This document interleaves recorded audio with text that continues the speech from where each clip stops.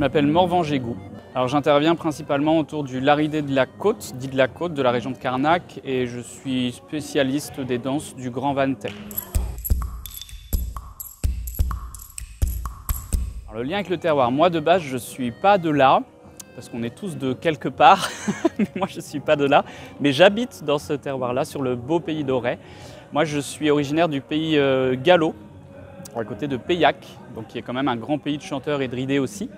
Et je suis venu sur le pays de la Côte parce que j'ai dansé au cercle de la Quevrenalrée à l'âge de 15 ans, 14 ans, 15 ans.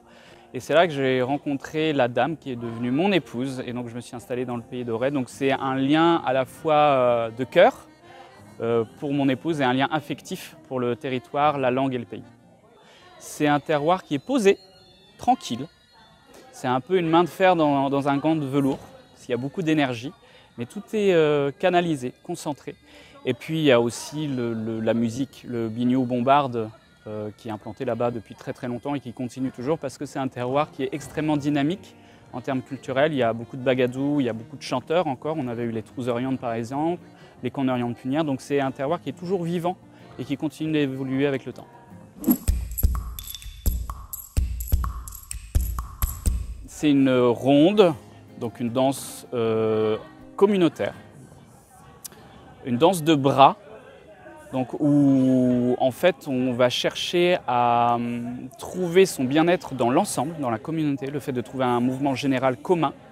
Donc c'est un individu qui fait partie d'un ensemble, et quand on fait tourner cet ensemble, quand tout marche bien, on a le droit de s'exprimer à l'intérieur.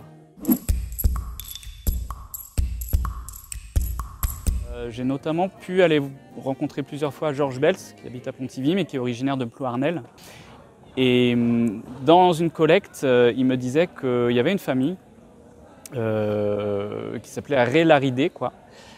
Donc il y avait des gens qui étaient spécialistes de cette danse-là. Donc même à l'époque, il y avait déjà des spécialisations, des segmentations sur certaines danses.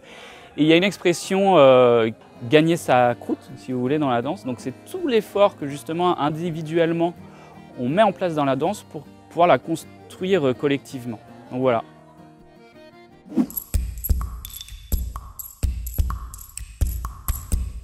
Si je pouvais dire quelque chose au groupe, c'est d'abord de prendre toujours plaisir dans la découverte de quelque chose et de, en permanence, chercher à découvrir et à s'approprier les choses.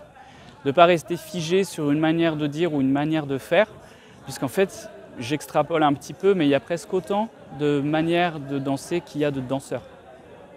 Ce qu'il faut juste se dire, c'est que dans ce type de danse-là, comme le Laridé de la Côte, on ne peut pas faire sans les autres, on est obligé de faire avec les autres. Mais chacun a sa place.